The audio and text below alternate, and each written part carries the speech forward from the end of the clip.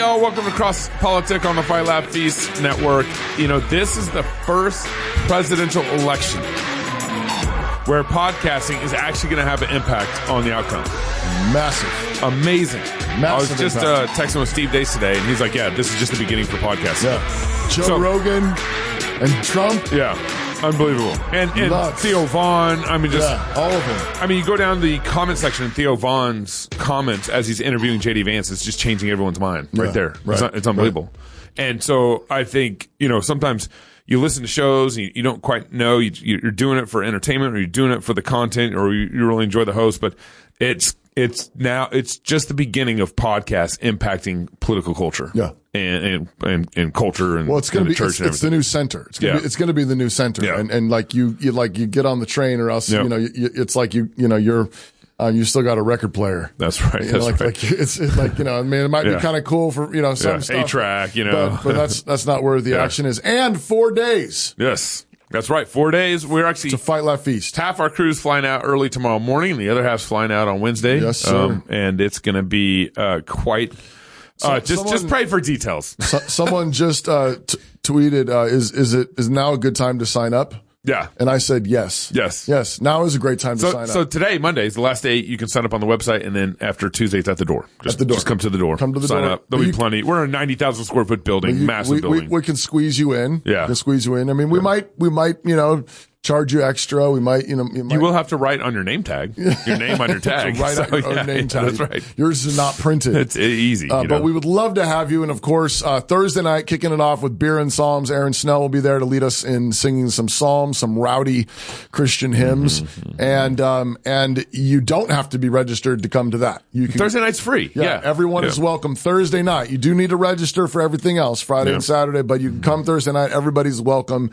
Food and beverage will be for purchase. Yeah, purchase your food and drinks, and then sing some psalms, some rowdy psalms with us. We got 2 psalm packets, just so you know. 2? Yeah, we got 2. What does that mean? Because we printed up in the program last year's psalm packet. That got printed? Short, it did get printed.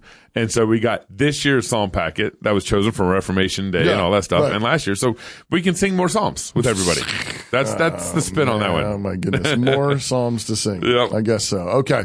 Today's culture shifts like sand, but New St. Andrews College is established on Christ, the immovable rock. The college is a premier institution that forges evangelical leaders who don't fear or hate the world. Guided by God's word, equipped with the genius of classical liberal arts and God-honoring wisdom, with a faculty dedicated to academic rigor and to God's kingdom, New St. Andrews College offers an education that frees people. Logic and language, hard work and joyful courage, old books and godly professors. New St. Andrews College provides time-tested resources that can equip your student for any vocation. To find out more, visit nsa.edu.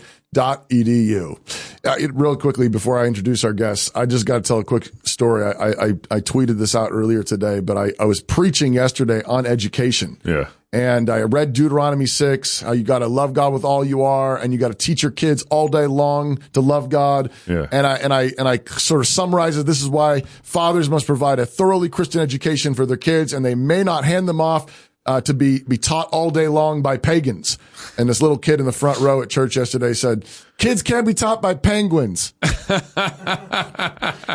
So there you go. Kids can't be taught by pagans and penguins. Or penguins. Yeah. Hey, really grateful to have with us our honorary cross-politic Fight Lab Feast military attorney, Davis Yountz. That's right. Former military officer who now fights a different kind of warfare, defending patriots in the courtroom, a dedicated homeschool father and devoted Christian. He brings military precision and strategic expertise to his work, providing criminal defense for military personnel, federal law enforcement officers, and other defenders of American values. We are also grateful to have with us on the show today Lieutenant Colonel Michael Cassidy, who was a commanding officer of a Marine attack squadron. He flew combat missions in support of Operation Enduring Freedom in Afghanistan and Inherent Resolve in Iraq and Syria. Lieutenant Colonel Cassidy has accumulated over 1,700 hours in tactical jet aircraft. Cassidy has been awarded with the Air Medal, a Meritorious Service Medal, the Navy Commendation Medal, and the Navy Achievement Medal, as well as numerous campaign and service awards. In 2023, Lieutenant Colonel Cassidy was prosecuted for smashing an idol in the Iowa State Capitol building.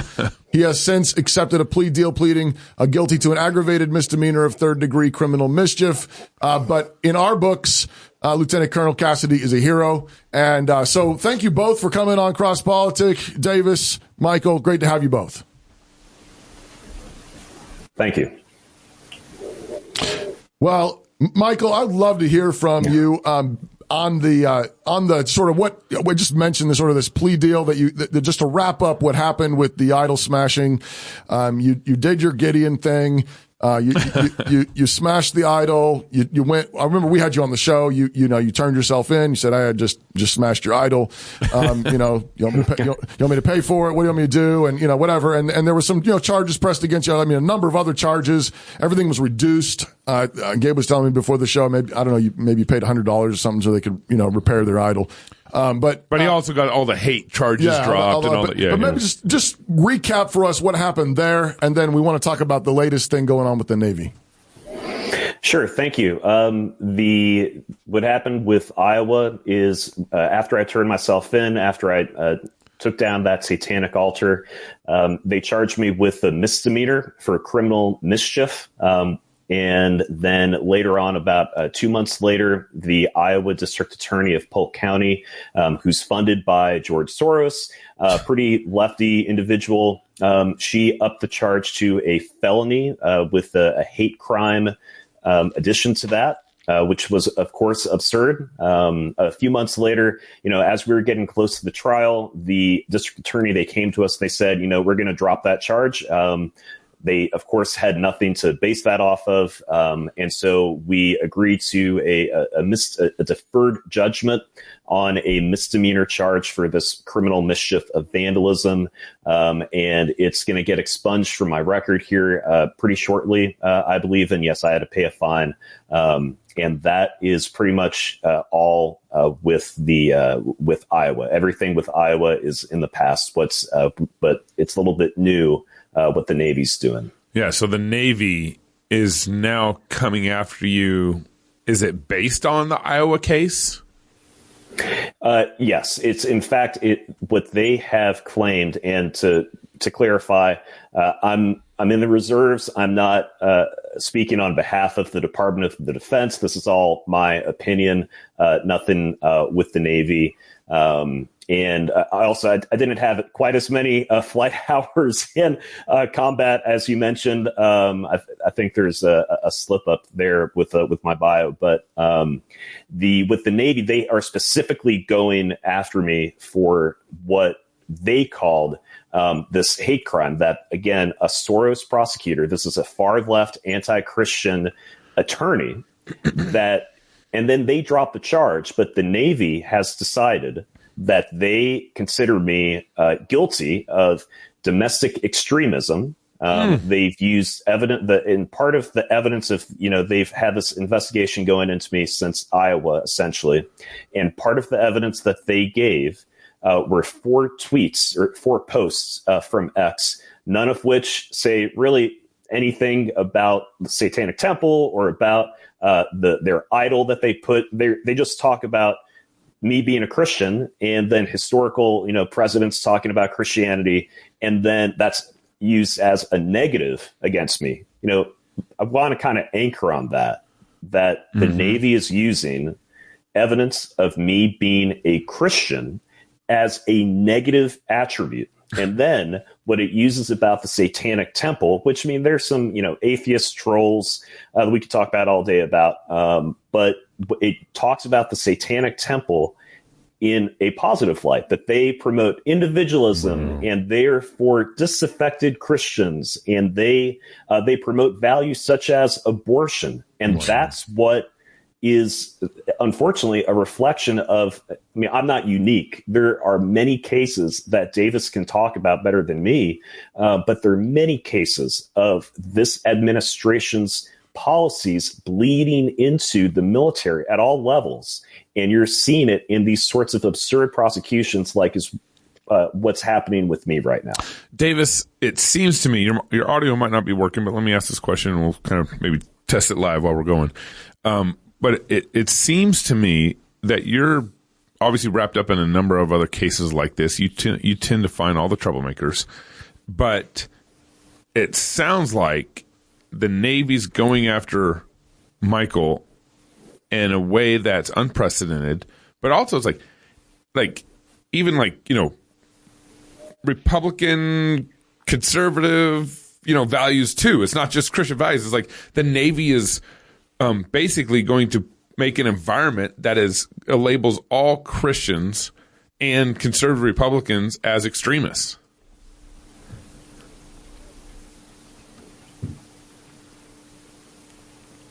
See if that works. Can you hear me, Davis? Yeah, we're getting no audio from you, buddy. Tell him to leave the room and re-enter. You can leave the room and re-enter.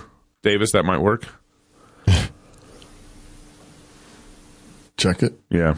Yeah, maybe try leaving the room and re-entering Davis. Michael, let me just toss that over to you. It seems like basically they're labeling you extremists, and they can label anybody as extremists that carry, you know, basically just basic plain Jane Christian values. Yeah, the prominent thing that comes to mind is over the past, really, I mean, it was about 3 years ago, when we had the COVID shot mandate that a whole lot of people, not just Christians, but certainly Christians were pretty prominent in their opposition to it, to this mandate, that they said, you know, we don't think this is proper. We think it's illegal. Of course, they were correct. And they, you know, some of them put in for religious exemptions. And there was a whole bunch of really just shameful action by upper levels of the, you know, political appointees and even, you know, other people in their decisions about the COVID mandate. And what's so unfortunate is that, you know, most people, I would say honestly, most people in the military, certainly the ones that I work with in naval aviation, that they're conservative, for the most part Christian, and for the most part going to vote for somebody like Trump, and did not vote for what we've had the past 3.5 years. But if you are a career-minded individual, you see what is being set, the culture, the precedents that are being set by this administration, and you know what you have to do in order to stay on that golden path to keep that career open. And if you stand up, there are a lot of people who have stood up, and then they got kicked out of the military. Some of them honorably, some of them with a dishonorable discharge on their paperwork. And it's because people in positions of power higher up saw what the direction that we were being led into, and they were happy to go along. Maybe they had some personal, you know, struggles over it, but in the end, very many of them ended up executing the cultural mandates that this administration had decided to put on the military. So COVID, we always said COVID was a test for something else. Yeah. Like, what's it testing for? Yeah. And look, it's going after compliance. And don't speak up. Yeah. Michael, you know? Yeah. Davis, are you there? I'm here. Can you hear me? Yes. Now we can hear you. All right. Finally. All right. Davis, there's multiple court cases I think you're working on related to Michael Cassidy. What's going on here?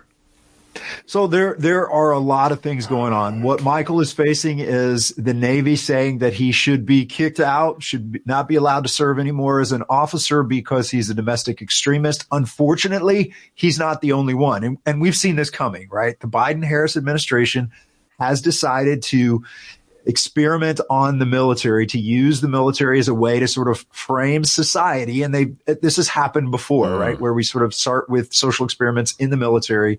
In part, you can make an argument for COVID, but what's happened now is they've created these anti-extremism policies where they're defining things in such a way that and this sounds extreme when I say it, but this is the reality.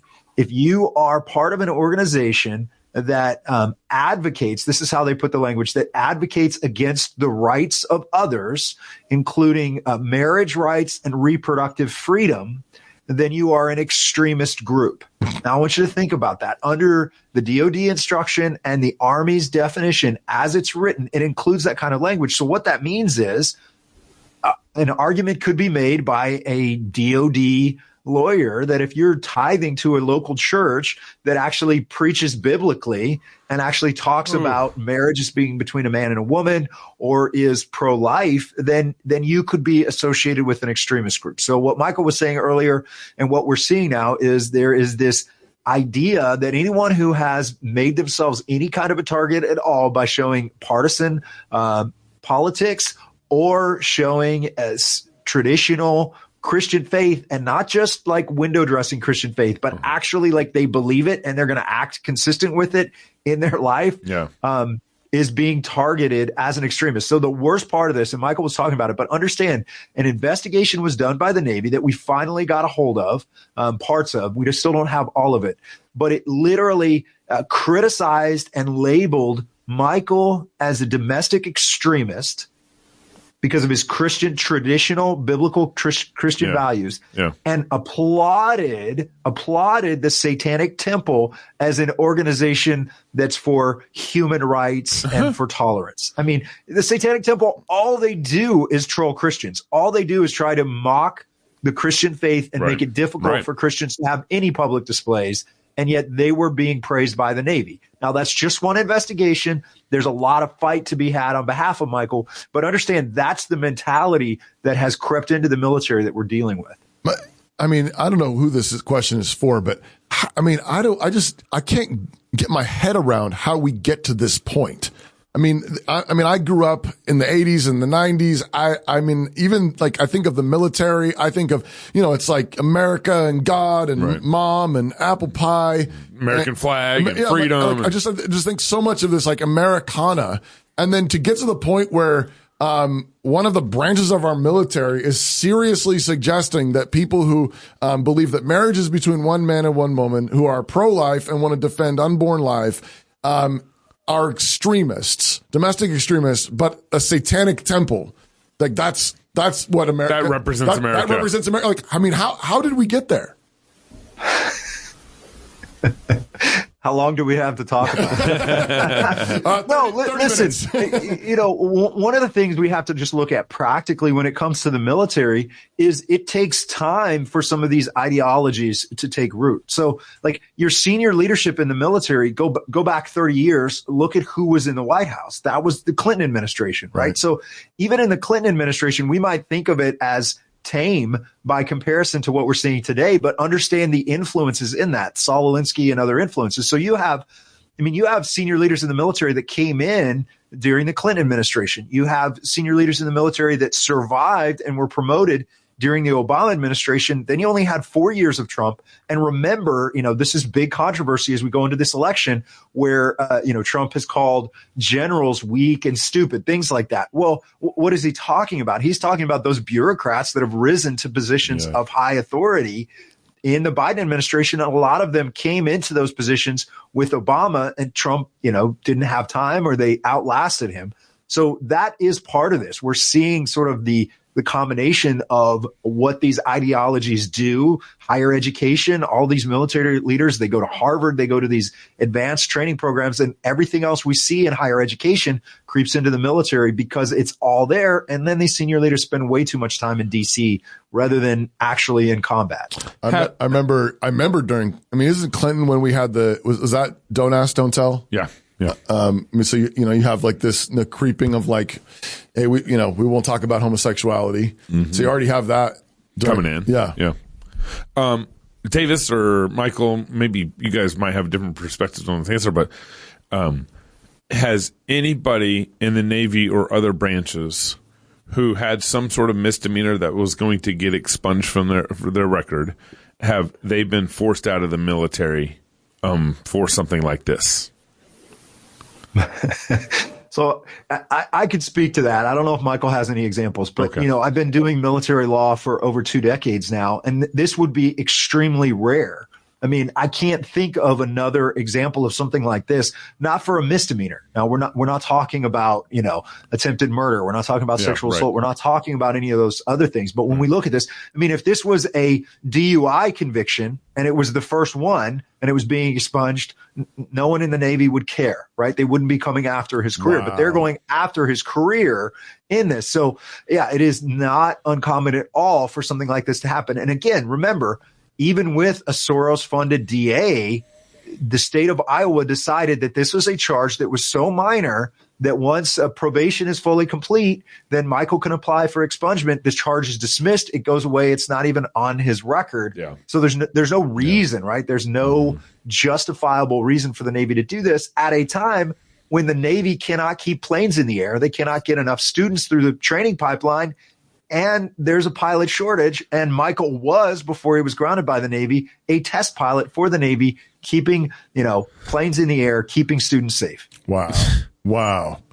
I'm just like, as you guys were talking, I just thought of Isaiah 5. I mean, this is a well-known passage, but woe to them that call evil good, exactly what I thought, and good evil, that put darkness for light and light for darkness, that put bitter for sweet and sweet for bitter. Woe to them that are wise in their own eyes, prudent in their own sight. Woe to them that are mighty to drink wine and men of strength to mingle strong drink. It's interesting that, it goes all the way to, woe to you, when you're getting smashed on the weekends.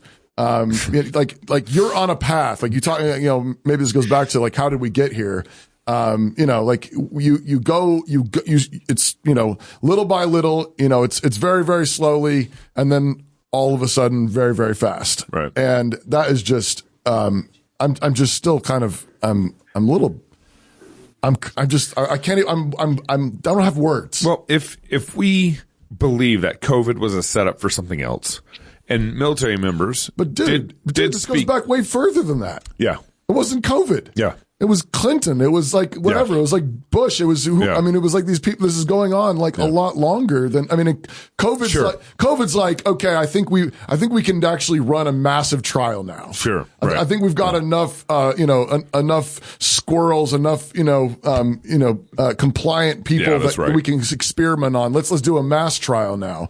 But I mean, it's. But my point by bringing that up is there are people that still spoke up during COVID about forced vaccinations in the military. Right. Michael, is anybody in the military or Navy speaking up for you on your behalf regarding this, targeting?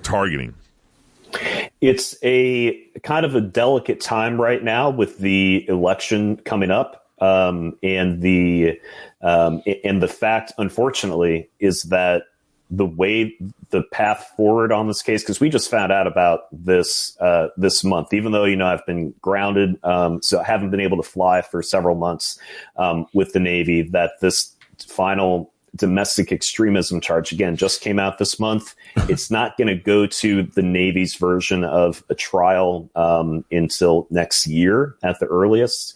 What we're hoping is, if the election goes to Trump, that, we get the people in the military get a bit of a, we cannot keep acting the way that we've been acting in a variety of things, including in regards to me. Yeah. If Kamala Harris wins, then that's when we're going to have to start being a little bit more proactive in speaking up with, trying to get this taken care of before a board, because it's still an absurd charge just on its face, without even thinking about any of the who's really at the top. Even in this administration, with having a handful of officers in charge of the case, they ought to be able to say, this is absurd. We wouldn't do this. We wouldn't try to kick anybody out for anything this, relatively minor in terms of criminality, especially like you asked Davis,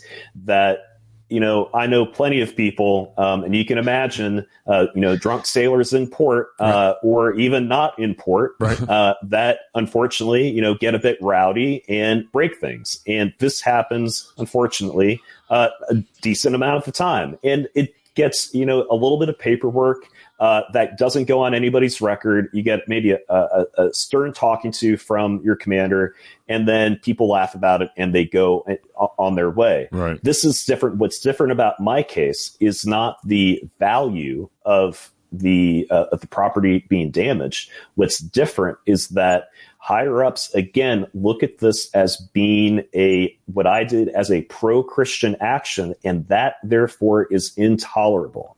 And that is what the difference is. If I had torn down, there's a nativity scene right next to the Satanic altar. If I had torn down the nativity scene, nobody would have cared higher up. They would not have cared one iota. But because this was viewed as a pro-Christian action, what I did, and it was, that is what was intolerable. And so that's really what this whole case over the past 10 months boils down to. We got Michael Cassidy on the show with us. We got Davis Yountz, his attorney. Michael Cassidy is the hero who tore down the Satanic shrine in the Iowa State Capitol building and is now facing charges from the Navy of being a domestic extremist because, get this, he's a Bible-believing Christian. If you want to support him, you can start by just sharing the show. Did you know that optimizing both body and mind will support spiritual growth and can help strengthen the foundations of church, family, and community? It's easy for both the hardcore gym rat and the chair-bound book lover to miss the holistic nature found in wellness of body, mind, and soul. At Mount Athos Performance, we understand that true health integrates physical, mental, and spiritual excellence. Our product line is crafted with purity and sustainability and is designed to fuel your active lifestyle and your pursuit of excellence. Ascend the mountain with Mount Athos Performance.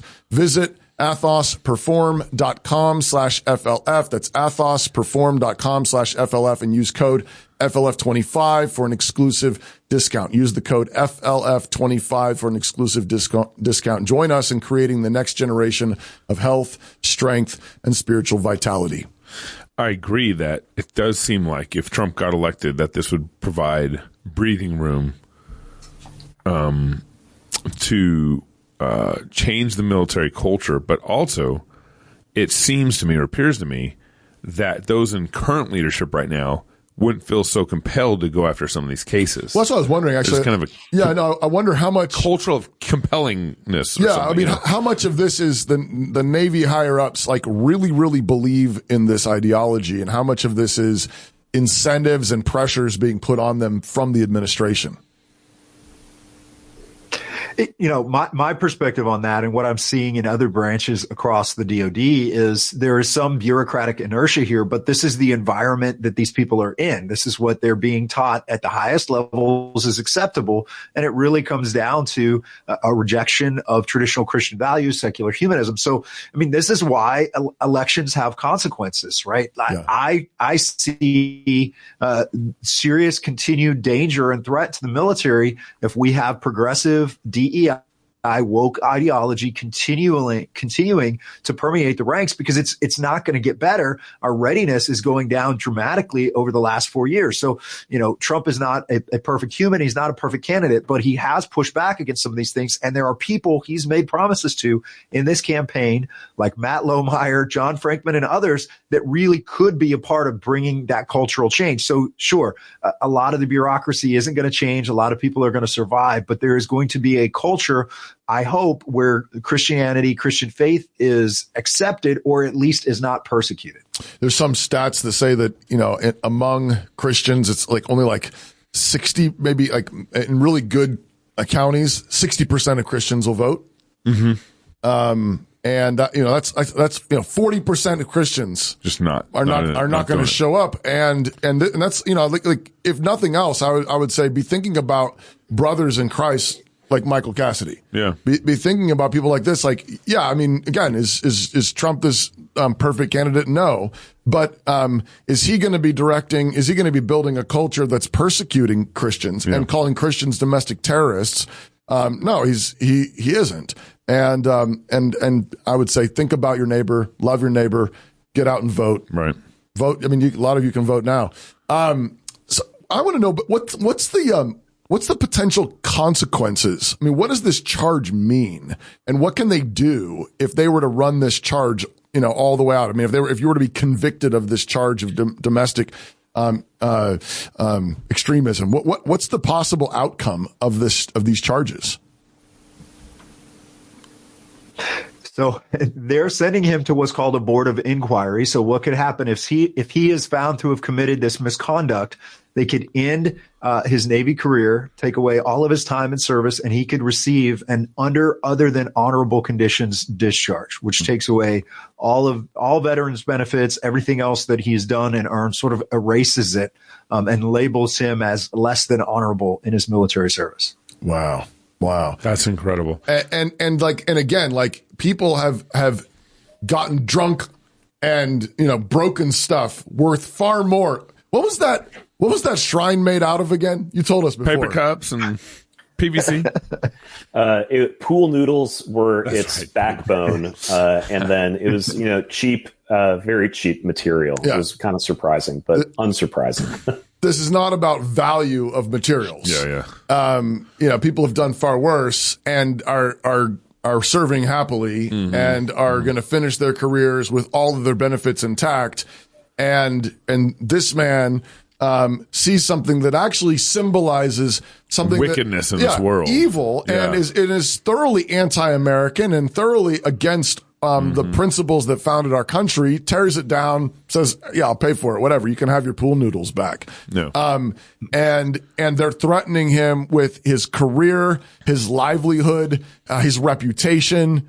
This is insane. I'm just wondering, another angle to my question is, Michael, it seems like what you did with the satanic idol was not in military uniform, was not Navy uniform, you were not on the clock with the Navy, but the Navy is coming after you like what you did represented them. I don't quite know my question there, but I think you understand what I'm trying to say. I do, and it's correct that I'm in the reserves, so that's part-time, and certainly we're still subject to the UCMJ in a way, not exactly like with active duty folks, but I was a normal, just regular civilian that day, and those 2 days that I flew up and then did what I did and flew back. I wasn't even, nothing to do with the military, wasn't wearing uniform, never spoke about the Navy in the days and weeks after. It was other than to tell people my background, but explicitly did not mention what the Navy was doing in the background to, kind of Davis and I talked about it, and our optimism was that the Navy would say, okay, this wasn't done under the guise of being an active duty Navy person. The Navy hasn't had any PR with this. Let's just kind of, forget about it. You haven't done anything bad in the plane, anything like that. So that's what we were hoping for. But as has been shown over the past several months, and then culminating this month, we were a little bit too optimistic, perhaps, about what the intentions of higher ups ended up being. So, Davis, this is a cultural issue. You're arguing against emotions and feelings and not so much facts. How do you even begin to try to overturn this charade? So it's a huge challenge. I think the biggest thing we have to do is just continue to do what we're called to do as Christians, which is speak truth, right? And the problem with our military is we've lost our foundation, just like we have in so much of education and the rest of society. We've replaced biblical Christian faith with secular humanism. So we've lost truth. We've lost that foundation. So there is a lot of emotion and feeling. So what we have to be praying for is praying for an outcome in this election that gets us a new Secretary of the Navy, that we can, that can be replaced and actually care more about readiness and being prepared to protect our nation than political ideology, political purity, these purges. But what I will say is, we can hope for those things. What we have to do is present the facts and the truth. This isn't domestic extremism. This wasn't motivated by hate. The only hate that was involved is the Satanic Temple's hatred of Christianity and of Jesus Christ. I mean, that's the only reason they exist. And again, this is an organization that wants to play victim and pretend like they're some sort of a religious group, when they're attacked in any way and say, oh, you're interfering with our religious faith. At the same token, they'll say, we don't believe in anything. We don't believe in Satan. We just do this as a joke. It's just satire. Okay, but then why are you putting up this desecration, this thing that is offensive, should be offensive to anyone who just has basic respect for human life, this Baphomet idol that they put up right next to the nativity scene during the Christmas season? Like, everything about this was done because of their hatred for Christians and for Christ. And so that's, I think, what's so upside down about this. But there are a ton of good officers in the Navy. There are a ton of good people throughout the military. That's still so much of the force. So we just have to pray, if this goes forward to the board, that we have the right people on the board who will use the law, common sense, Constitution to do the right thing and not be overcome by progressive ideology or just the emotion of how this might make them feel. Honestly, this is just another argument to vote for Trump. I think Christians are having a hard time, and I think rightly so, with Trump's, basically pro-choice views. Having a hard time with his stance on gay marriage. And I think, as a side note, I think the solution there is, so I voted for Trump, but the solution there is, for one, we already know that the pro-life community convinced Trump to promote pro-life Supreme Court. Like, right. They already convinced him on that. Yeah, and he fulfilled that. And he fulfilled that. Secondly, Amendment 4 in Florida, pro-life movement, got Trump to flip his thoughts on that. At least unclear, and then he came out clear that he was going to be against that. So we know Trump will at least listen to some good guys, and to a good crowd, too.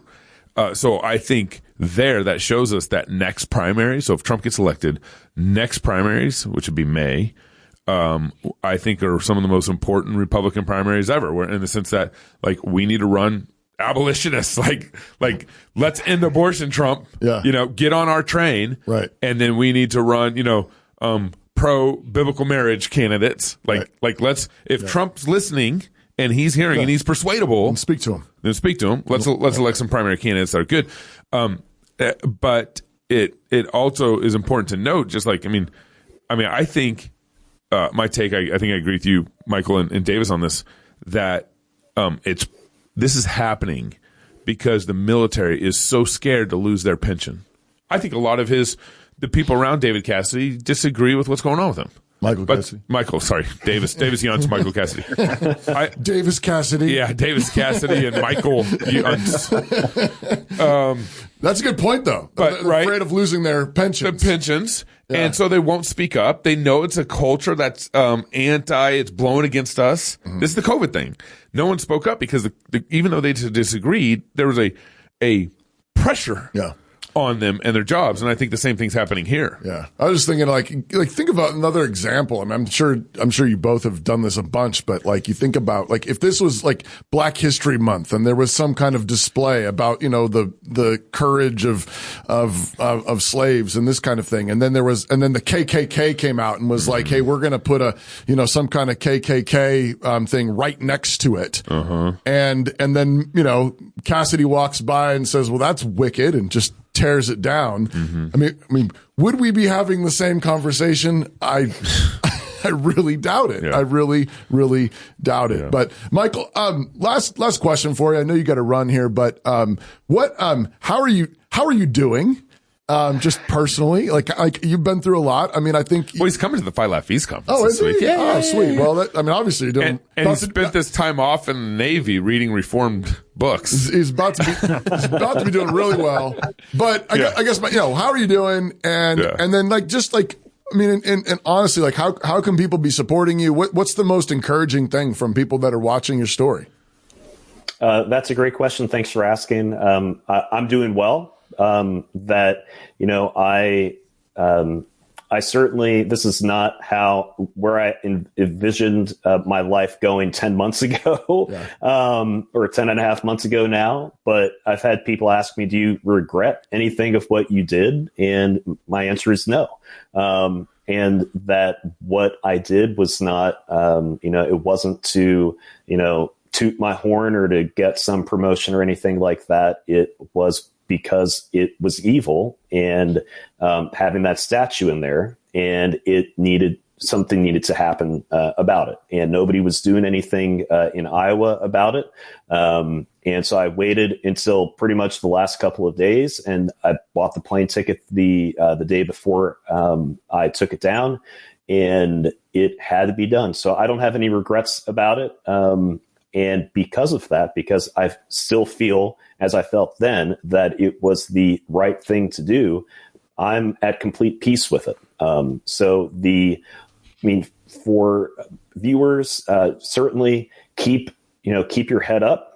That even if you see all sorts of evil things going on in the world, whether it's, anti-Christian actions against people like me or others, that, don't be ashamed. Don't be ashamed of God. Don't be ashamed of your faith, and don't be ashamed to speak up, as tough as it may be, when you see evil happening. I appreciate your prayers.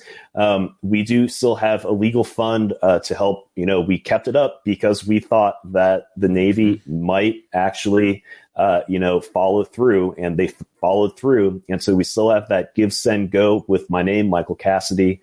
So that certainly helps out.